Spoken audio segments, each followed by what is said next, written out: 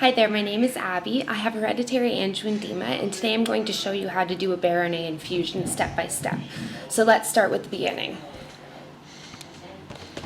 First, this is your one Berinert box. So what you're going to do is you're going to take out your syringe, as well as your needle, and then your titrator. And then you will have two boxes separate from here, and with two little vials. So at that time, you're going to take your next one and do the same thing.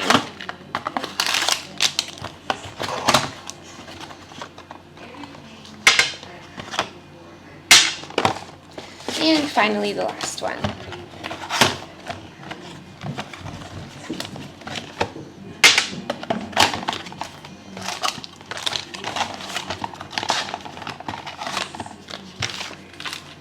Okay, so from here you're going to take your two vials and you're going to remove their caps.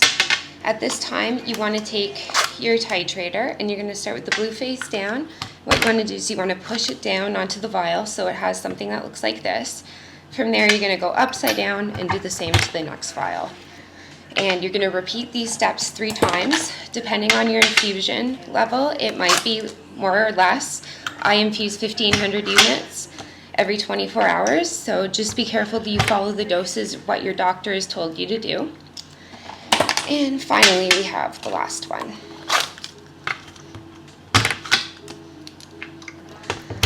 So you're just going to let the saline drip through into the C1 esterase, and so you can mix it. At this point, you want to take your infusion and wait for it to finally be done through. And you're going to take your 3 vials and you're going to roll them.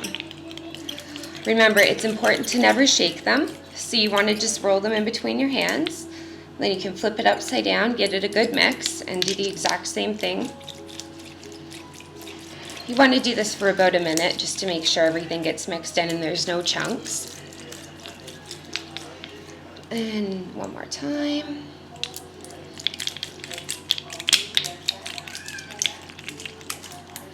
Perfect. So you're going to set those off to the side.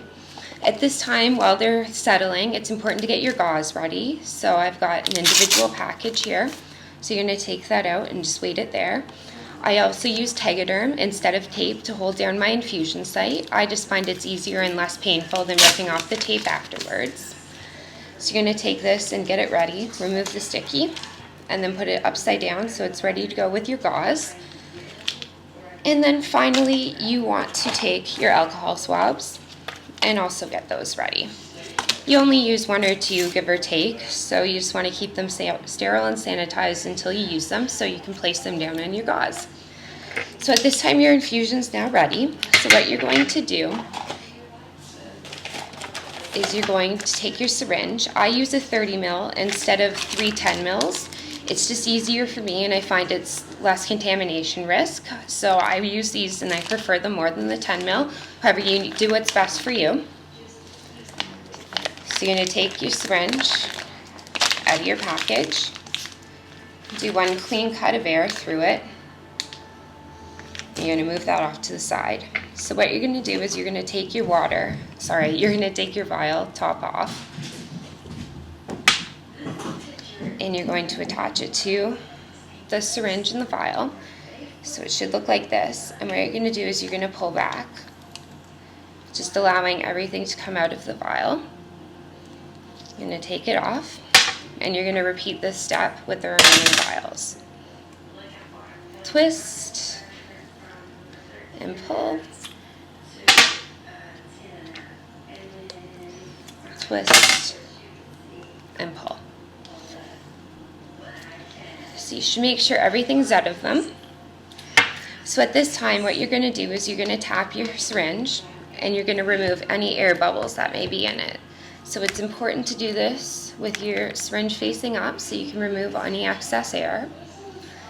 And then you should have something that looks like this. Very clean through, no lumps or debris, no air bubbles, so do your best for that. So again, you're going to give it 1 more tap. And then you're going to do a little poke just so you see some of the C1 esterase come back. So you're going to hold your syringe like so, and you're going to take one of your needles, remove it from the packaging. I have safeties on mine, so this is also a good way to keep it sterile and sanitized until you're using it. So you're going to remove the little knob off of the needle, going to attach it into your syringe. You're going to hold your vial out in your line, and then you're going to do one little squirt just so you can see enough C1 esterase come through. This is called priming your needle, and this is a very critical step. You don't want to poke yourself with a dry needle. So at this point, you rest it down in a safe location, and what you're going to do is you're going to take your tourniquet. I have a custom one. I just like it more than the boring old gray ones, but you can either use your tourniquet or a strap they have given you.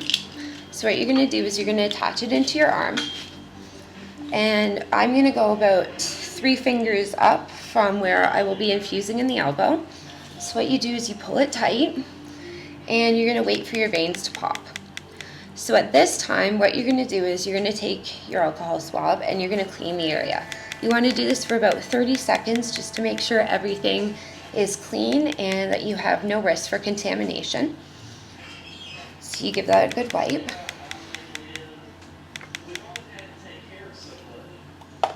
So from there, you're going to take your needle and you're going to poke yourself. So you take your time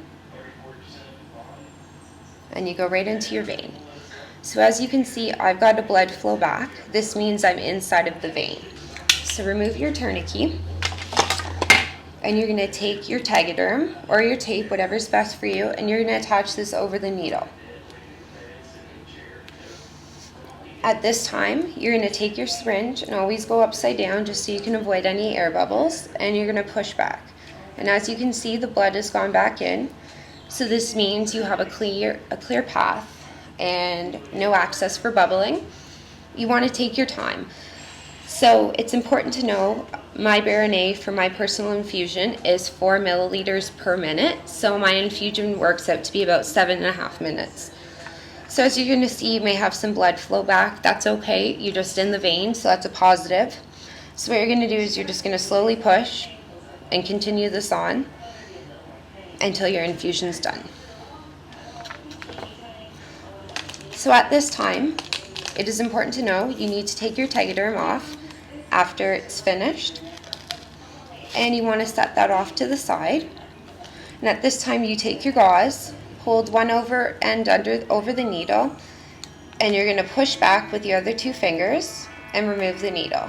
You may have a little blood draw back, so what you're going to do is you're going to compress it and hold it until the bleeding stops. I usually use about 2 minutes of pressure, but everybody's a little bit different. But the more pressure you have on it, the less likely you are to bruise. So from here, you're going to take your syringe and your needle and put it through your Sharpie spin. Just remember to always be safe and follow your doctor's directions. And if you need anything, always call your physician. Thank you.